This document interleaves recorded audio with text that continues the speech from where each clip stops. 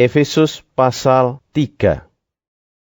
Itulah sebabnya aku ini, Paulus, orang yang dipenjarakan karena Kristus Yesus untuk kamu orang-orang yang tidak mengenal Allah.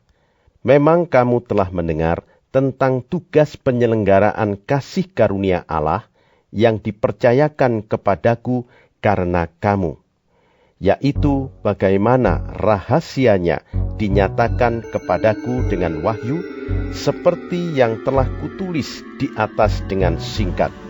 Apabila kamu membacanya, kamu dapat mengetahui daripadanya pengertianku akan rahasia Kristus, yang pada zaman angkatan-angkatan dahulu tidak diberitakan kepada anak-anak manusia, tetapi yang sekarang dinyatakan di dalam roh kepada rasul-rasul dan nabi-nabinya yang kudus, yaitu bahwa orang-orang bukan Yahudi karena berita Injil turut menjadi ahli-ahli waris dan anggota-anggota tubuh dan peserta dalam janji yang diberikan dalam Kristus Yesus.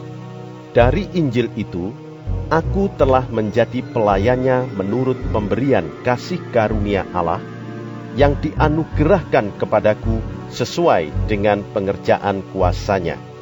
Kepadaku, yang paling hina di antara segala orang kudus, telah dianugerahkan kasih karunia ini untuk memberitakan kepada orang-orang bukan Yahudi kekayaan Kristus yang tidak terduga itu, dan untuk menyatakan apa isinya tugas penyelenggaraan rahasia yang telah berabad-abad tersembunyi dalam Allah, yang menciptakan segala sesuatu, supaya sekarang oleh jemaat diberitahukan berbagai ragam hikmat Allah kepada pemerintah-pemerintah dan penguasa-penguasa di sorga, sesuai dengan maksud abadi yang telah dilaksanakannya dalam Kristus Yesus Tuhan kita.